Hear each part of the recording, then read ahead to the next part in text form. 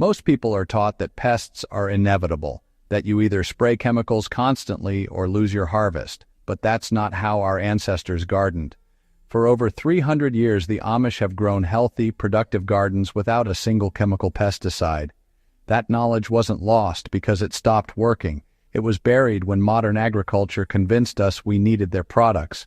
In this video, I'm uncovering 5 forgotten Amish pest control methods that still work today, especially if you value healthy food, self-sufficiency, or family independence.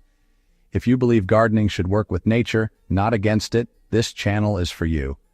I share forgotten agricultural systems like this every week, and subscribing means you won't miss the knowledge most people never learn. Welcome to the Animal and Plant Lost Vault. Let's unlock it. The foundation philosophy. This matters because it solves a quiet survival problem most gardeners don't even realize they have: chemical dependency. Modern gardening teaches us that pests are enemies to eliminate. The Amish understood something different. They built gardens where pests naturally stayed away, not through warfare, but through observation. The reason this system actually worked wasn't technology or special tools. It worked because it matched real life: limited resources, unpredictable weather, and no access to stores. It didn't depend on constant sprays, protective equipment, or debt. The Amish approach wasn't about maximizing yields or scaling production. It was about creating sustainable, healthy gardens that fed families for generations. That's why entire communities relied on these methods, and that's why they still work for anyone seeking independence from chemical systems today. Our ancestors understood this. Modern agriculture trained us to ignore it. Secret 1. The border defense system. This forgotten truth matters because strategic plant borders confuse and repel pests naturally, without a single spray. The Amish discovered that certain plants create sensory barriers pests avoid completely. This wasn't guesswork. It was 3 centuries of observation passed down through families who depended on their harvests. The reason this border system worked was simple. It matched how nature actually operates. Pests navigate by scent. Strong aromatic plants overwhelm their ability to locate target crops. The system self-renews year after year and works with beneficial insects, not against them. Historically, all they needed was simple perennial herbs and flowers that came back every season. No specialized equipment, no modern inputs. The practice was straightforward. They planted aromatic borders around garden perimeters using marigolds, lavender, sage, and tansy. No maximizing, no scaling, just consistent placement. These borders were spaced 18 to 24 inches apart, creating an unbroken scent wall. To maintain it, they focused on one thing: letting the plants establish deep root systems in year 1. That alone kept the system alive and effective for decades. Over time, this didn't just repel pests. It created stability, reliable harvests without chemical costs, productive herb gardens alongside vegetables, less dependence on outside systems, and that's why entire Amish communities built gardens this way. One detail most people miss is the specific border thickness. A single row rarely worked. The Amish used double or triple rows of mixed aromatics, creating layered defenses that even determined pests couldn't penetrate. You don't need this to start, but it explains why modern single-plant borders often fail. The practical payoff was immediate and lasting. Gardens with proper borders saw pest pressure drop by 60 to 80% in the first season. No ongoing chemical costs, no protective equipment, no health concerns around grandchildren. Just healthy, productive gardens that sustained families through every season. Secret 2. The companion matrix. This system matters because strategic vegetable pairing naturally protects each crop through plant communication. Most people don't realize plants talk to each other chemically through roots and leaves. The Amish learned which combinations created natural pest defense systems. Our ancestors understood this. Modern monoculture farming trained us to ignore it. The reason this companion matrix actually worked wasn't magic. It worked because certain plants repel pests that attack their neighbors. Tomatoes and basil together create a chemical shield against hornworms and aphids. Cabbage family plants paired with thyme confuse cabbage moths completely. This creates navigation confusion for pests while strengthening both crops. It didn't depend on complex formulas or scientific equipment. Historically, all they needed was knowledge passed through generations and simple observation. Grandmothers taught daughters which plants thrived together and which protected each other. No written manuals, no agricultural degrees. The practice was direct. They interplanted specific combinations in garden rows. Tomatoes next to basil, carrots between onions, beans climbing corn stalks while squash spread below. No separate pest control steps, no maximizing individual crops. Just strategic placement based on centuries of results. To maintain it, they focused on natural behavior, letting companion plants grow together from seedling stage. Root systems intertwined, chemical signals established early. That relationship kept both plants healthier and more resistant throughout the season. Over time, this didn't just reduce pest damage, it created abundance, higher yields per square foot because space was used efficiently, reduced need for crop separation and wasted garden area, natural pest management that required zero intervention once established. One forgotten detail most people miss is the Three Sisters principle adapted specifically for pest control. Corn stalks support climbing beans. Beans fix nitrogen that feeds corn and squash. Squash leaves shade soil, preventing weeds while their prickly stems deter raccoons and groundhogs from reaching corn.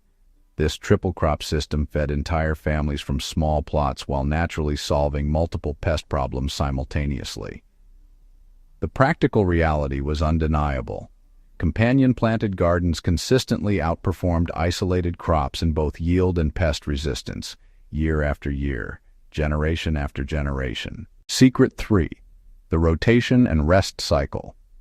This forgotten truth matters because systematic crop rotation starves pest cycles naturally without any chemical intervention.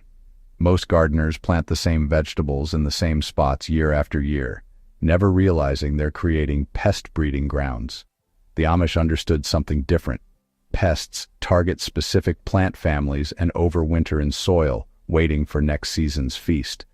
Moving crops breaks that reproduction cycle completely. Our ancestors survived on this knowledge. Modern convenience agriculture trained us to forget it. The reason this rotation system actually worked was ecological reality. When tomatoes, peppers, and potatoes, all nightshade family, grow in the same soil repeatedly, hornworms and Colorado beetles establish permanent populations. But rotate to beans the next year, and those pests starve. No host plants means no food for larvae. The cycle collapses naturally. This also prevents soil depletion that weakens plants and makes them vulnerable. It didn't depend on chemicals, record-keeping software, or complicated science. Historically, all they needed was 4 garden zones and basic family knowledge. One zone for nightshades, one for legumes, one for brassicas, one for root vegetables. No specialized tools required. The practice was systematic. They never planted the same family in the same spot for 3 to 4 years. First year nightshades in zone 1, second year moved to zone 2, third year zone 3, fourth year zone 4. By year 5, zone 1 was ready again because pest eggs and larvae had long since died without host plants. No spraying, no tilling chemicals into soil, just patient rotation. To maintain it, they focused on one rhythm, following the seasonal cycle. After harvest, they planted winter cover crops like oats or rye that added organic matter and further disrupted any remaining pest patterns. That practice alone kept soil healthy and pest-free for the next planting. Over time, this didn't just control pests, it created resilient gardens, naturally healthy plants with strong immune systems. Reduced disease pressure because pathogens couldn't establish either.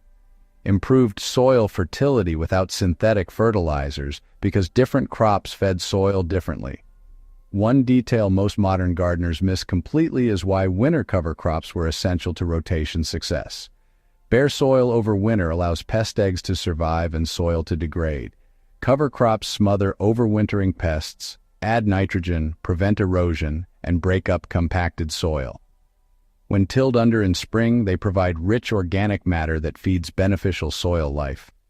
The Amish never skipped this step. Secret 4. The Beneficial Army. This system matters because deliberately attracting predator insects creates free self-sustaining pest control that works around the clock.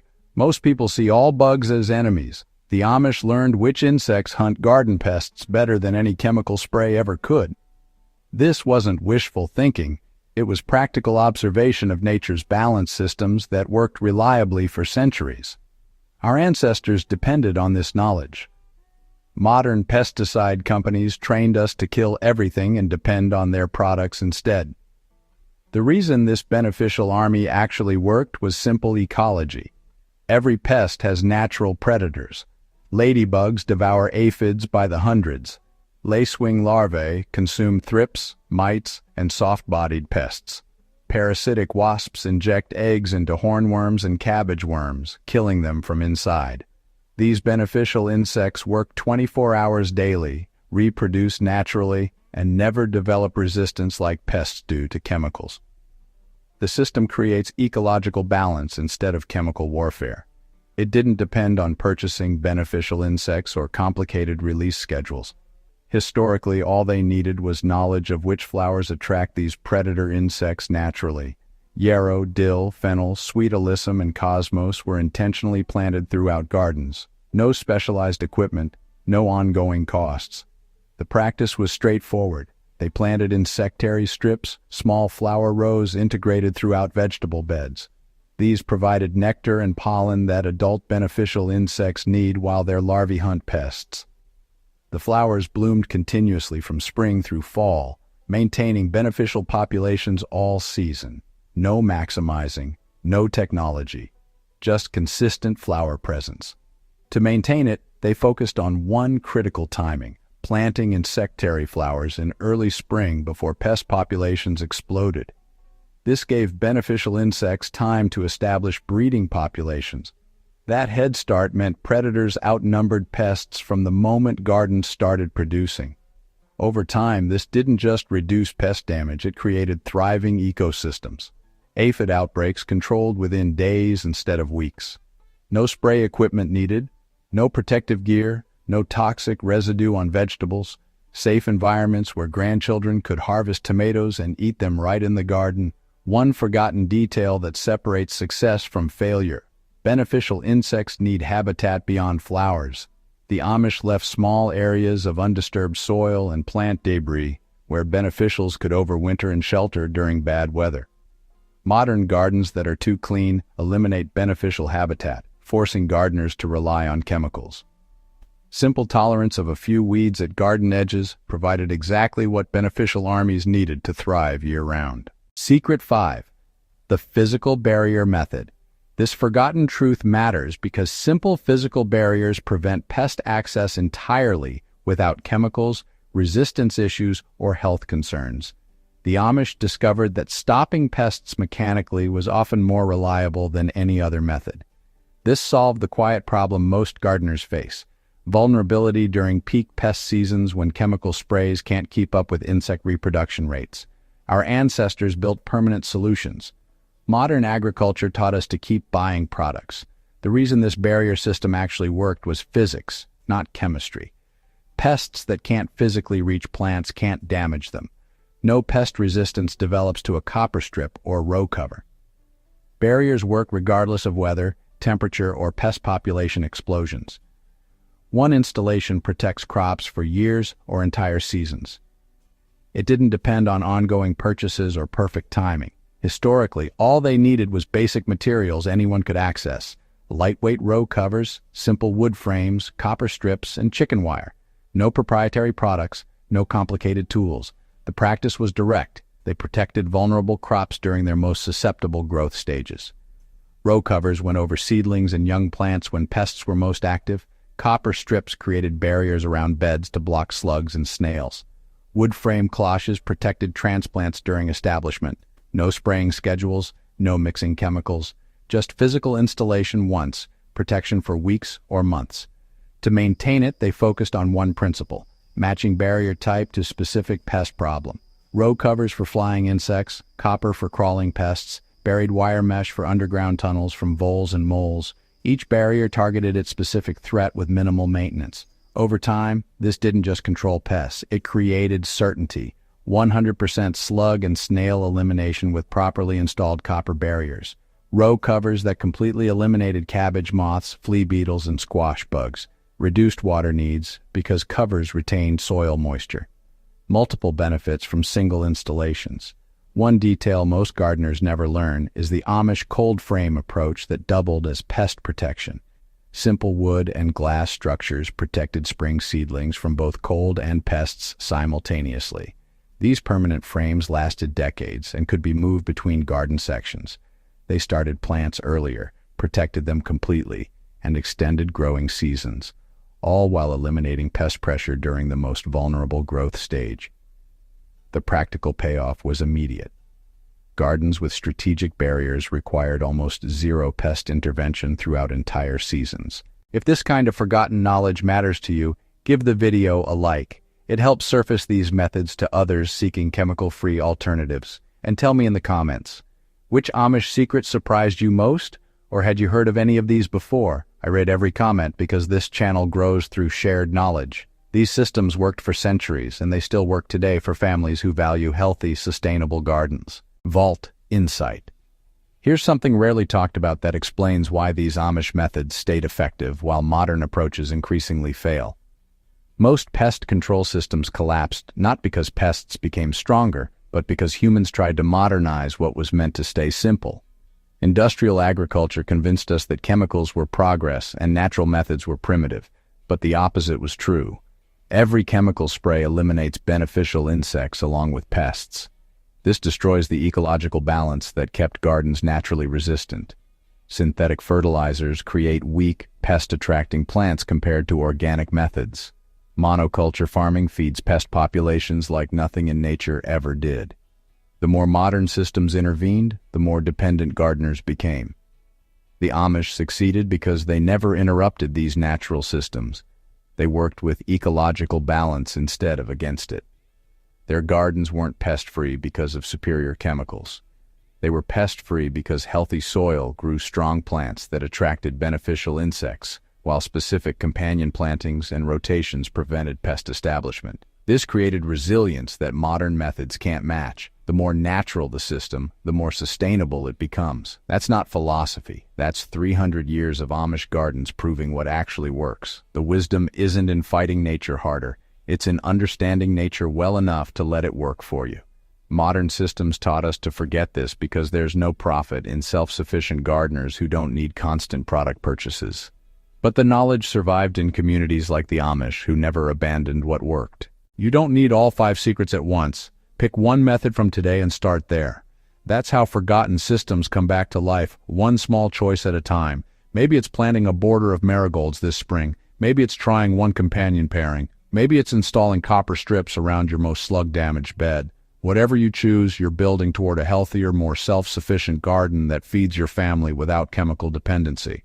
And if you want more hidden agricultural knowledge like this, subscribe to the Animal and Plant Lost Vault. This channel exists to preserve what worked before it was completely buried by modern systems. These methods sustain families for generations. They can do the same for you. Thanks for opening the vault with me. I'll see you in the next one.